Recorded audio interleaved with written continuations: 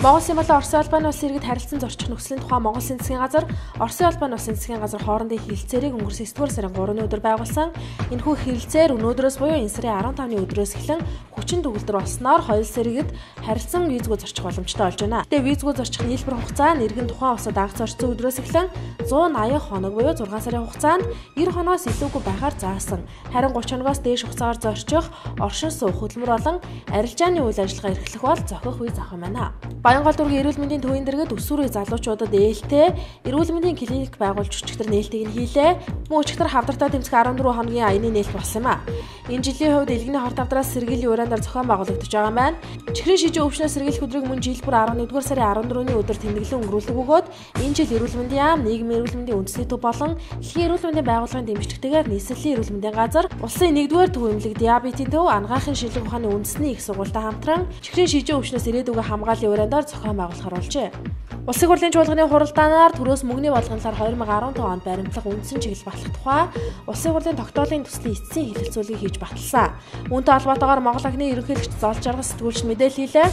2015 онд хэрэгжих мөнгөний болгоно макро эдийн засгийн гадаад тэнцвэрийг хангах, инфляцийг нам доктортой буюу дунд хугацааны зорилт түвшин болох 7% байлгах, санхүүгийн доктортой байдлыг бэхжүүлэх эдийн засгийн дунд урт хугацааны тэнцвэртэй бөгөөд доктортой орчныг бүрдүүлэхэд тус чиглэжээ. Монгол ерөнхийлөгчийн зарилгаар Чингис хааны одон энэ жил академикч, физикч намсраад гардуулгаар болсныг ерөнхийлөгчийн тамгын газрын дарга цагаан мэдээллээ. Улсын хурлын чуулганы нэгдсэн хуралдаанаар эх оны төсвийн хуулийг хэлэлцэж хэд хэдэн саналууд гишүүдээс дэмжлэг хүлээсэн байна. Тухайлбал төсөвт байгууллагын дэд дарга, орлогч дарга зөвлөхийн оронтойг дараах, зарчим баримтлан 345 өнөөр цомготгож, урсгал зардлыг бууруулах, Өвд аймаг сум дүүргийн засаг дарга 1 орлогчтой, нийслэлийн засаг дарга 2 орлогчтой, орон тооны зөвлөхгүй байх, засгийн газрын агентлагийн дарга 1 дэд эсвэл орлогч даргатай байх, орон тооны зөвлөхгүй байх гэсэн саналууд олонхын дэмжлэгийг хүлээжээ.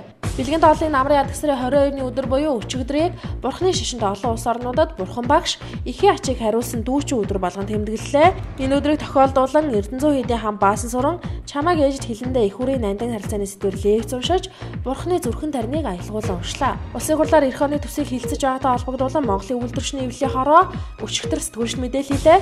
Үйлдвэрчний эвлэлийн эх онд цалин тэтгэвэр тэтгэмжийн хэмжээг 60%-аар, цалингийн доод хэмжээг 2 дахин нэмэх саналыг улсын хурал засгийн газарт хүргүүлэхээр болсноо хурлын үеэр онцлсон юм. Мөн Монголын үйлдвэрчний эвлэлийн хорооноос эх жил цалин тэтгэвэр тэтгэмжийн хэмжээг нэмэх зардал шийдэх 500 тэрбум төгрөгийг нэмж 800 тэрбум болгохыг улсын хурлаас шаардсан юм а.